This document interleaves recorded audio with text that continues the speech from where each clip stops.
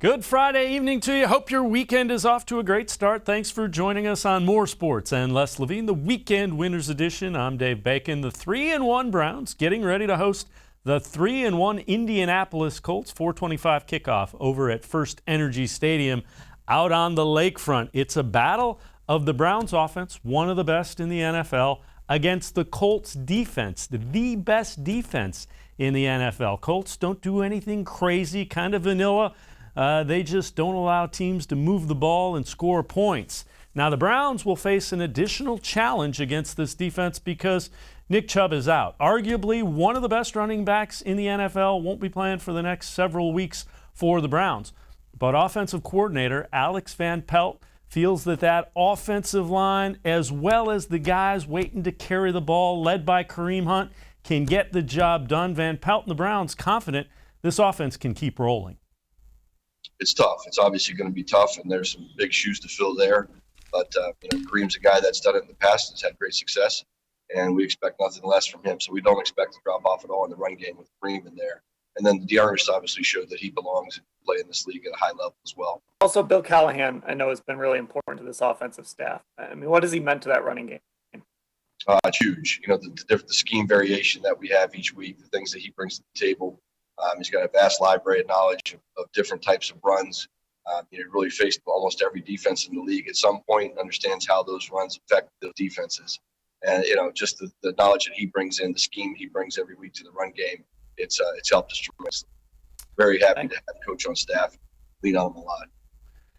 Alex Van Pelt, Browns offensive coordinator. Now, even without Nick Chubb, Frank Reich, Colts head coach, knows that his defense will face their toughest challenge with these Cleveland Browns and the way they run the football and set up play action. This will be our defense's biggest challenge. You got the number one offensive as far as running the ball. The other thing that they're number one at is explosive plays in the running game. So we got the number one defense. So this is what it's all about. So we'll see how it stacks up. We got a lot of confidence in our guys. But what makes them so good is, number one, they got good personnel. Number two, they're well coached. They obviously have in Callahan, they have one of the best O-line. He's been one of the best O-line coaches for a very long time. And so they scheme it up pretty well. He's legendary as far as coaching the mid-zone or outside zone play. They have their variations of that they run. So we have to be, you play this team, you have to be ready for that. But they do a lot more than that. They run some good gadgets. They have good gap scheme stuff. So they're not a one-dimensional team at all as far as run and throw. But even within the running game, they have enough versatility in their running game that keeps teams off balance. That's why they're number one in the league. So this will be a good challenge for our D.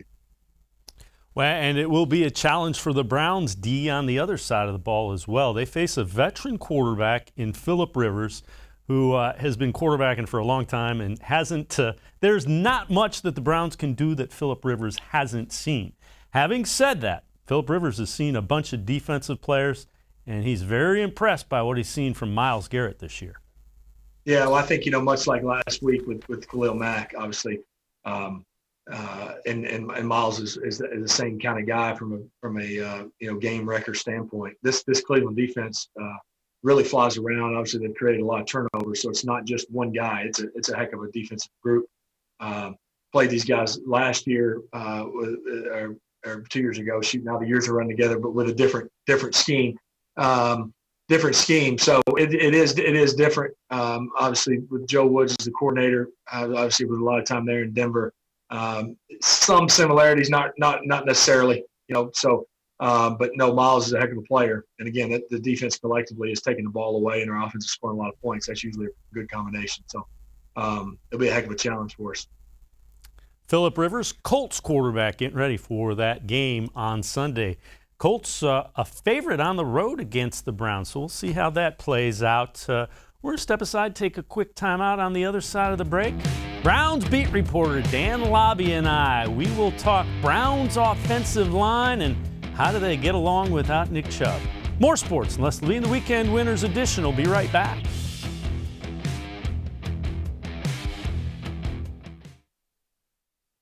Presque Isle Downs and Casino has sports betting. Use one of our 50 state-of-the-art Bet America kiosks to place your bet and watch your favorite games on one of our many HD televisions or visit our sportsbook area. Only at Presque Isle Downs and Casino.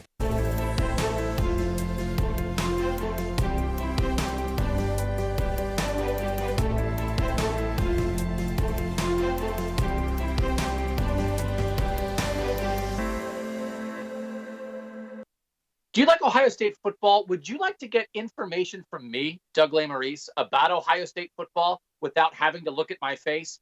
We have got the plan for you.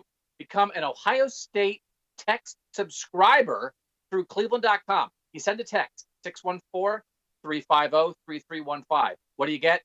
2, 3, 4 texts right in your phone every day about Ohio State football. Inside information, polls, voting, all kinds of things. You can be on our podcast. We take text subscriber questions on our Buckeye Talk podcast every week.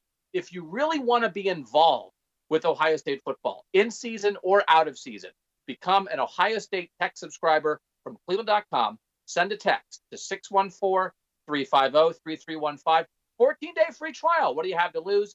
$3.99 a month after that. 614-350-3315. I'll see you in your phone. Tri-C is here for you. Now more than ever, you need a post-secondary education. So I encourage you to start your journey here at Tri-C. The majority of fall classes will take place online, but we've added a variety of formats to meet your learning needs, and we've taken many steps to keep you safe on campus. Whether you're ready to get started or your four-year plans have changed, Tri-C is where futures begin. The Ohio Lottery Partners in Education program recognizes role model students and teachers from across Ohio. Nominations can now be done completely online. To nominate a deserving teacher or student, go to ohiolottery.com. In the About section, find Partners in Education. There you will find links to the nomination forms. Students, kindergarten through 12th grade, can be academic all-stars. Teachers can be honored as a Teacher of the Month. The Ohio Lottery Partners in Education, where stars shine.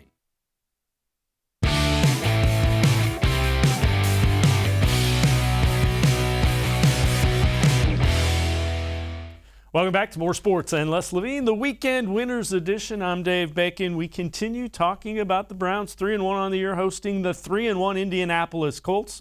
First Energy Stadium, 4:25 kickoff. Let's welcome in Browns beat reporter here on cleveland.com, as well as in the pages of the Plain Dealer, Dan Labbe. Dan, as always, appreciate the time. Well, the big news from really the middle part of the Cowboys game forward is Nick Chubb out.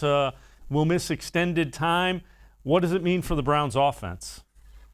Well, it means they're going to have to really rely on that scheme now more than anything. Now, if Kareem Hunt is able to go more 100% than he was against Dallas, that certainly helps you, right? The former rushing champ. But you're going to have to get something out of Dearness Johnson. You might have to get something out of Dontrell Hilliard. And that all comes back to Bill Callahan and that offensive line and that scheme that they run behind.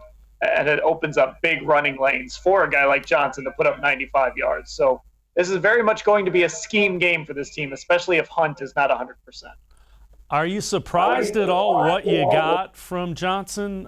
You came in and you virtually heard nothing about him, like most third running backs on a team, and you get some big-time explosive runs. Did that surprise you at all? I mean, it's hard to say I wasn't surprised because obviously, like you said, this is the third-string running back. He was a guy who was around last year, but we didn't get much of a look at him. But at the same time, when you just go back to how this system is designed, we always look to San Francisco and Kyle Shanahan and what they turned Raheem Mostert into last year. So it's not a shock that a talented guy was able to come in and put up some yardage. Now, would I have thought he would have gotten 95 yards and run off some of those chunk plays? Obviously not. But I think you can be a productive back in this team, kind of regardless of who you are. And really, it's very interesting because they're not running exclusively the wide zone that you expected, and Bill Callahan has kind of put his stamp on varying the run based on who you play. Right, and that's why Bill Callahan was such a valuable hire and such an important hire for this staff, not just because of his experience and because Kevin Stefanski can walk down the hall and knock on his door and pick his brain, but because he's a really good coach. And anybody you talk to, you mentioned Bill Callahan, they just rave about him as a coach. I was asking Browns players, I've asked people outside the organization. They just absolutely rave about what Bill Callahan can do, and we're seeing it on display, especially in Dallas. Well, the other thing that people have been raving about is a guy that was a question mark, right guard Wyatt Teller. People, we were concerned about that coming in. He has gotten pretty much rave reviews. How much do you attribute that to Bill Callahan kind of seeing what this guy can do and kind of taking him up to the next level? I think a lot of it has to do with Callahan. I also think a lot of it has to do with the opportunity. And Wyatt Teller knew what he needed to work on in the offseason. He knew he needed to refine that technique. He's always been a strong, mobile guy. But last year, I think he just felt like he had to really work on that technique and get it better. So then you mix in a guy like Bill Callahan, who Wyatt told us on Wednesday, is very focused on technique. And it's kind of a match made in heaven. Now, nobody could have thought that he'd be Pro Football Focus's top-rated guard through 4 games, but to see the improvement he's made, it's just a great marriage of coaching, scheme, and a guy that's kind of figured it out. What about Jedrick Wills? That's a guy everybody, again, was concerned about. You flipped him to the left tackle, the quote-unquote blind side. And it's the top-ranked offensive line or the first or second, based on how you're measuring it. It seems like he's doing pretty well. Yeah, you don't see him a whole lot. Against Washington, he had a couple of holds, but, nothing bad. And you don't find yourself talking a lot about Jedrick Wills, and then every now and again you'll see a replay of a run, and he just erases somebody. So he's done a really nice job, and you're not seeing teams – I'm sure they're going in saying, we're going to test this rookie, but they're not able to take advantage of him.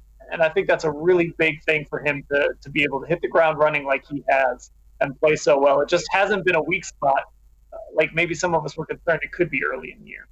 Are you surprised at how well he's played, given the fact that there wasn't any preseason and there really wasn't a training camp? So you basically put him in game situation and said, hey, go swim. I'm really surprised because you don't get that contact in training camp that you normally would. Now, they did have padded practices, but you had to be careful too because these guys weren't necessarily in 100% shape. So you had to be cautious. You couldn't go all out. And then you don't get a preseason to kind of ramp up your speed a little bit and go against maybe a really good pass rusher in the preseason. It would have been great to go against that Green Bay defensive line during those joint practices and then a preseason game, but he didn't get that. And so it's really impressive he's been able to come out without any of that, and the game hasn't looked too fast for him. Now, having said that, Browns are going to get their biggest test offensively, that line will, with the Colts. And the Colts, basically they say the Colts don't do a whole lot of crazy stuff. They just are really fundamentally sound and a really good defense. Yeah, I keep thinking back to that San Francisco game last year for the Browns. I know that'll make some Browns fans kind of shudder, but I'm not saying the Browns are going to lose this game 31-3 or whatever the score was there. But this isn't a super complicated defense. And you kind of look through 4 games like, okay, they're really good, but who have they played? Sort of like what we said about San Francisco last year, and all that defense did was carry them to the Super Bowl. So I'm certainly not going to underrate this defense. I think this is the best defense the Browns have faced so far this season, and that, of course, includes Baltimore. And I'm excited to see what this offense can do against. Let's talk a little bit about Odell Beckham. Boy, he was a little quiet in the first 3 games, but quite loud in Dallas on the big stage at Jerry's World there. It really matters in my mind to get Odell Beckham touches early. I've compared him and Jarvis Landry kind of to basketball players. You got a big man down low. You want him to do some dirty work for you, get some boards. It doesn't hurt to give him a couple touches in the post early in the game. And with Odell Beckham, he can do so much for you. And if you just get him an easy touch here or there, or get him something fun like Jarvis throwing in the ball, you can really get him engaged and involved. And then he's not sitting there halfway through the second quarter getting frustrated if Baker Mayfield misses him wide open and he doesn't have a catch yet. You get all that stuff out of the way. It takes all the pressure off. And I think we saw an example of that on Sunday. The other thing we saw the example of is some crazy plays. How much does that – obviously the run game sets everything up, but that's got to take a lot of pressure off the offensive line when you have the ability to do something like that. It does, and it makes the defense kind of have to think or pause or do something different. The Browns have used a lot of motion this year, and they've shown those end arounds. And really the only thing they've done is hand it to JoJo Natson one time. And I think he lost 2 yards, maybe gained 2 yards. But this week they went to Odell twice. And now that's on film. Now you bring Odell around, even if you don't hand it to him, Indianapolis has to think about it. They have to pause just momentarily. And that's really the goal of this offense. Play action with emotion, all of that stuff. Make that defense have to think for a split second. Let's wrap up the offense. David Njoku healthy. Do you see him, stepping ahead of the two tight ends that are there? I mean, both of those guys have played really well. I mean, it may be a thing where you kind of work them in slowly. Well, yeah, and it's going to help him, too, that they're kind of searching at the third wide receiver right now with Kadarius Hodge out. So maybe they go to some packages where they put him in the slot or even split him out wide. They won't replace your 3 receiver sets, but you can use him in that way a little bit. I'd be a little leery about putting him out there, rushing him out there ahead of Harrison Bryant. I think they really like what Harrison Bryant can do, how they're using him. I wouldn't want to take Bryant off the field too much. So it might kind of be a slow progression to getting David Njoku up to where you want him. Well, and, there's nothing to say that in this offensive system that's run heavy, they won't play 3 tight ends. You saw Minnesota do that the last couple of years, actually. Yeah, and they have a lot. They've brought out that 13 personnel with Steven Carlson, and now you make David Njoku that guy instead of Carlson, and that makes that package that much better. Who knows? Maybe Kevin Stefanski will throw 4 tight ends out there for a play. Kind of the mad scientist right now. And you have to be impressed with the way he's kind of progressed calling the game as well. I mean, the Baltimore game, kind of a little aberration, but you kind of see him setting things up as you watch it unfold week to week. Sense. And I think the funny thing is the play we all talk about was probably his worst play call of the day on Sunday on that Odell Beckham run. But everything else just seems to flow. It all makes sense. It's all happening within the scheme. He's not forcing anything to happen. And obviously it helps when you can hand the ball to, of course, before you got hurt, Nick Chubb, and you get 7-8 yards. Kareem Hunt, you get 7 or 8 yards. But when you can run the football like that and you can lean on that a little bit, it just opens up so many other things. Dan Labbe, Browns beat reporter here on cleveland.com, as well as in the pages of the Plain Dealer. We're going to step aside, take a quick timeout. When Dan and I return, we flip sides of the ball. We will talk Phillip Rivers and the Colts offense and the Browns defense. More sports and less lean. Weekend Winners Edition will be right back. Stay with us.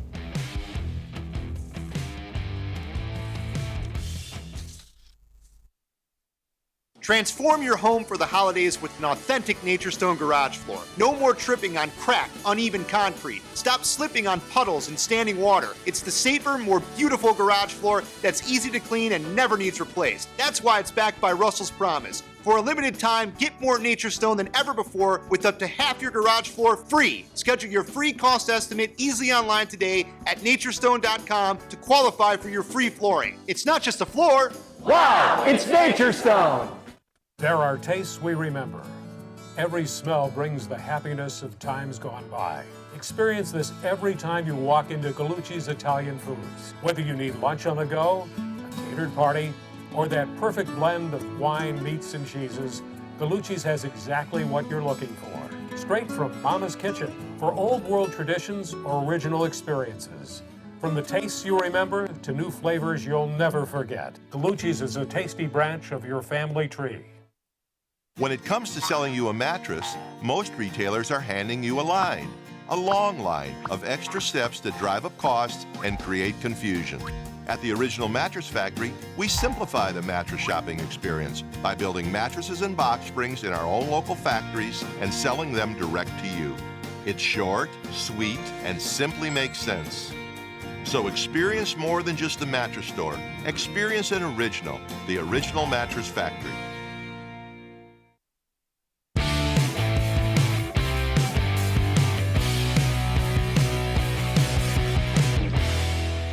More sports and less Levine. The Weekend Winners Edition continues. I'm Dave Bacon. We're going to continue talking Browns and Colts. They will kick it off 4:25 over at First Energy Stadium. Let's welcome back in Dan Labbe, Browns beat reporter here on cleveland.com, as well as in the pages of the Plain Dealer.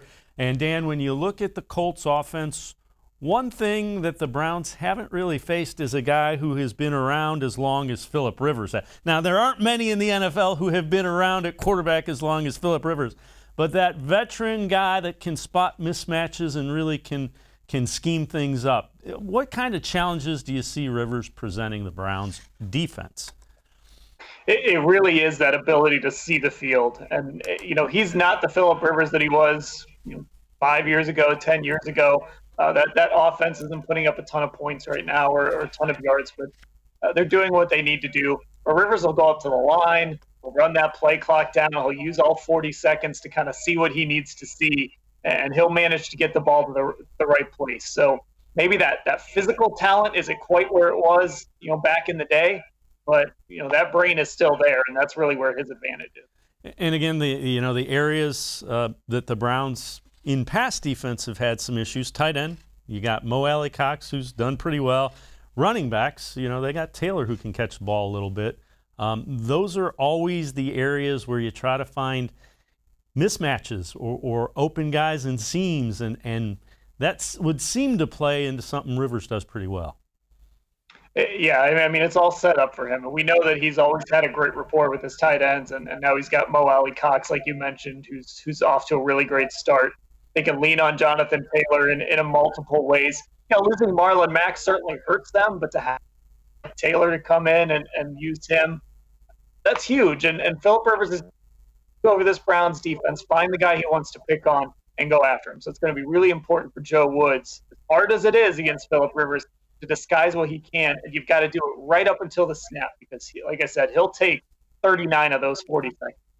And the other thing that the Browns did a really nice job against, the three-headed monster of the Cowboys receiving corps. T.Y. Hilton's another guy, like those three guys that can, absolutely kill a defense. Yeah, T.Y. Hilton is a guy that, it feels like he's been playing for 20 years too, like Phillip Rivers. It's just every week he's out there making catches.